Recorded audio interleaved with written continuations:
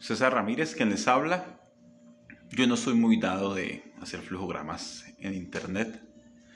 Me gusta más cortar, pegar y hablar en video.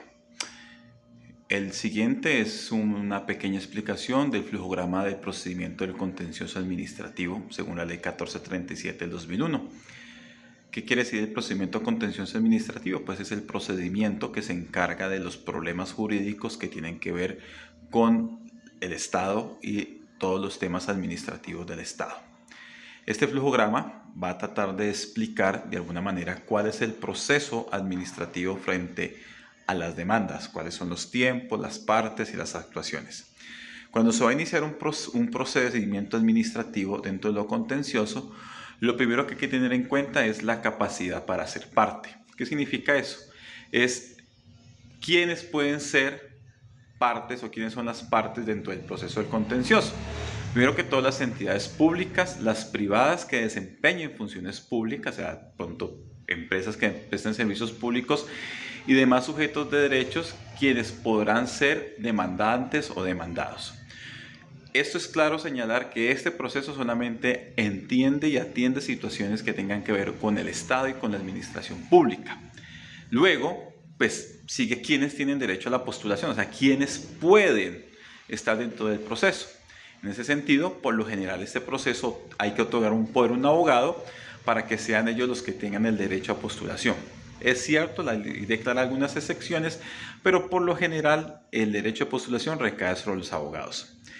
La demanda tiene que tener unos requisitos de procedibilidad, los cuales están señalados en el artículo 160, ¿cierto?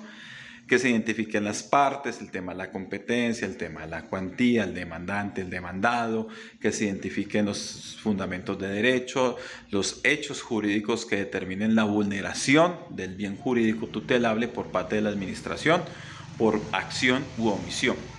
En ese sentido, también tenemos que la demanda tiene que tener un contenido. Sí, pues como dije, la asignación de las partes, lo que se pretende reclamar, los hechos señalados, los fundamentos, las peticiones, la estimación de la cuantía y el lugar de la ocurrencia de los hechos. De igual manera, es importante señalar que en el artículo 164, pues señala cuándo o la oportunidad para presentar la demanda. Pues en cualquier momento, dependiendo de unas condiciones para hacerlo de una manera. Se puede presentar, cuando se presente la nulidad, pues según los términos del 137, una nulidad de restablecimiento de derecho por medio de acto administrativo, o la nulidad para garantizar un derecho. Puede ser 2 años cuando se vulnera un derecho, o 2 por un tema de promulgación de actos administrativos, o sea, 4 meses, perdón. El objeto del litigio lo constituyen los bienes estatales. También tengo pues, contra actos administrativos que nieguen total o parcialmente un derecho o unas prestaciones. Se dirige contra actos productos de la función administrativa. Luego también tenemos, para tener en cuenta dentro del proceso administrativo, es cuáles son los siguientes términos. Los términos, ¿qué quiere decir? Que según el derecho que se vulnere, según la actuación administrativa del Estado, pues hay unos términos procesales para poder interponer la demanda, ¿sí? Pues esos términos están señalados en el artículo 164, los cuales nos señalarán pues, los términos dependiendo de la vulneración. Teniendo claro cuáles son las partes, quiénes se pueden vulnerar, cuáles son los elementos de la demanda, qué es lo que se pretende demandar, cuáles son los términos, pues pasamos, pues, cuando ya se tenga lista la demanda, se pueden presentar 2 situaciones: el rechazo de la demanda, según el artículo 169, o la inadmisión de la demanda. La demanda se rechazará bajo 3 causales. La primera, cuando hubiese operado la caducidad, según lo que vimos anteriormente.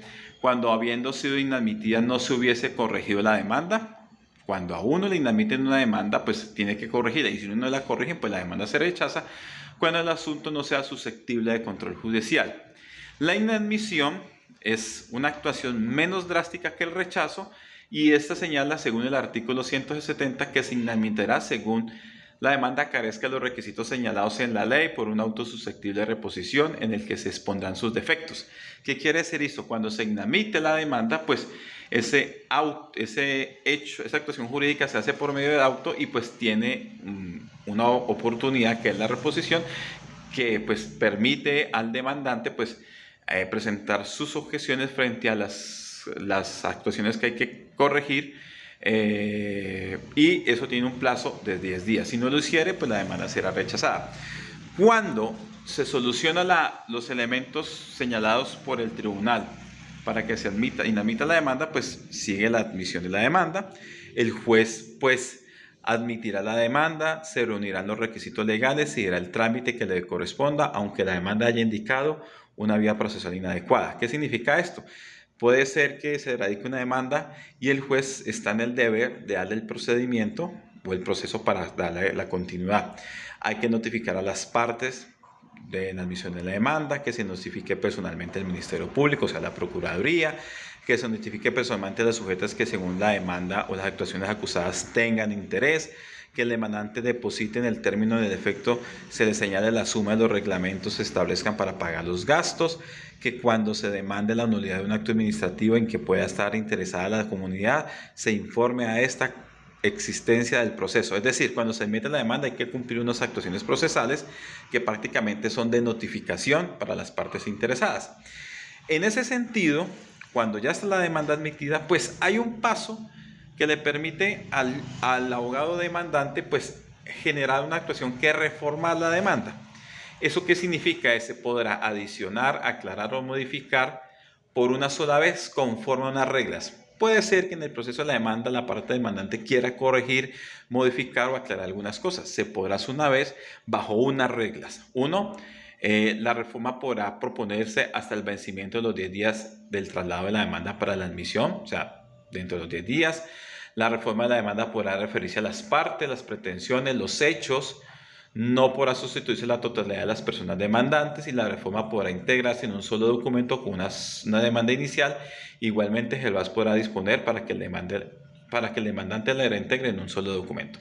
Entonces queda claro que pues hay unas situaciones taxativas para reformar la demanda. Ya cuando se ha hecho la admisión y la reforma de la demanda, pues sigue el traslado de la demanda. ¿Qué quiere decir esto? Según el 172, pues se correrá traslado al demandado, al Ministerio Público, a los sujetos que según el demandado, a las instituciones acusadas, para que tengan, y las que tengan un interés directo, por un término de 30 días, plazo que comenzará a correr de conformidad con lo previsto en los artículos 199 y 200 de este código. En virtud de lo dispuesto, es importante señalar, ¿sí?, que la demanda podrá retirarse hasta antes de realizarse las notificaciones. Es decir, yo puedo desistir del proceso de la demanda antes de que se den las notificaciones. Ya cuando se han dado las notificaciones, pues la demanda continuará. En ese sentido, cuando ya hemos surtido el proceso de admisión, rechazo y proceso de notificación de traslado, pues sigue la reconvención. ¿Qué es la reconvención? La reconvención es dentro del término de traslado, la demanda o la reforma, el demandado podrá proponer la reconvención contra uno o varios de los demandantes siempre que sea la competencia del mismo juez y no esté sometida a trámite especial. Esto en palabras más, palabras menos, es como una contrademanda. El demandado puede generar una acción de reconvención contra quien lo demanda, dependiendo pues de las situaciones de derecho y que el juez sea competente para solucionar. Vencido el término del traslado de la demanda inicial, todos los demandantes se correrá traslado de la admisión de la demanda de reconvención al demandante por el mismo término inicial mediante notificación por estado. Es decir, es una actuación jurídica que permite pues al demandante, según su concepto, pues reconvenir lo que se está pretendiendo por la demanda.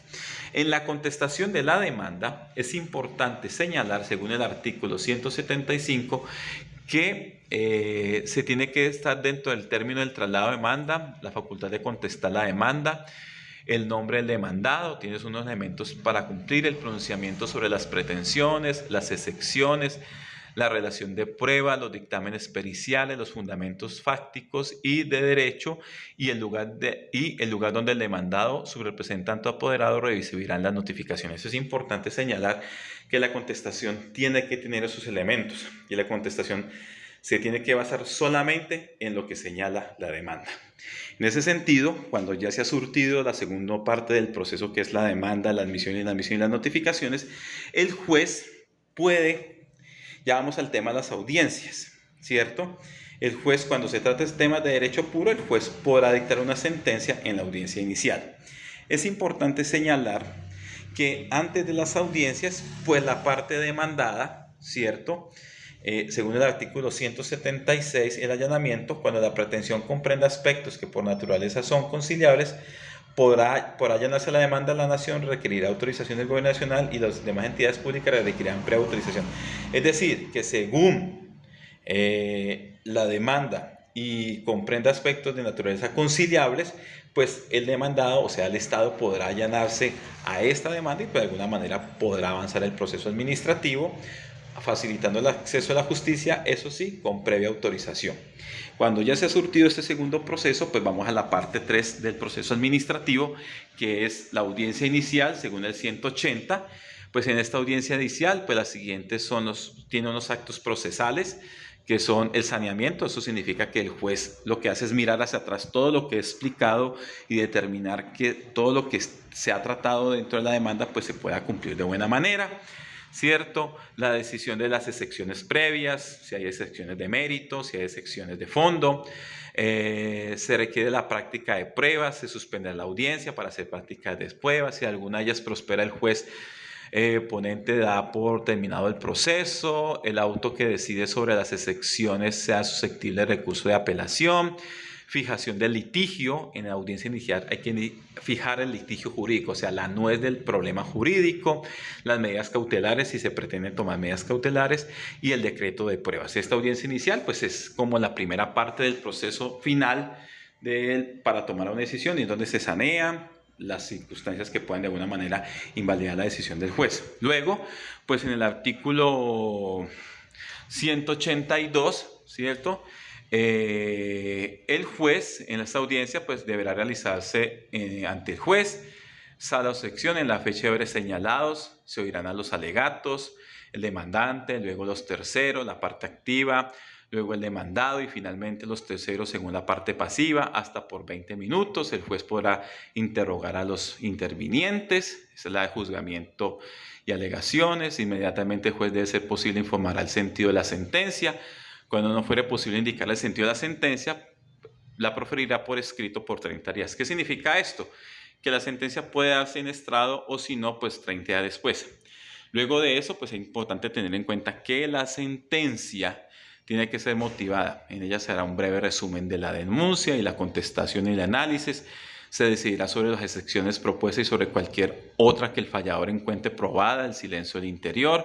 Para restablecer el derecho particular, la jurisdicción de lo contencioso administrativo podrá estatuir disposiciones nuevas en el reemplazo de las acusadas, las condenas, el pago de devolución. En este tema, la sentencia pues es la parte final del proceso, y de alguna manera esto es lo que yo preparé para mi flujograma del tema de administrativo. Yo lo hice en la pared de mi casa, tratando pues de explicar en qué consiste.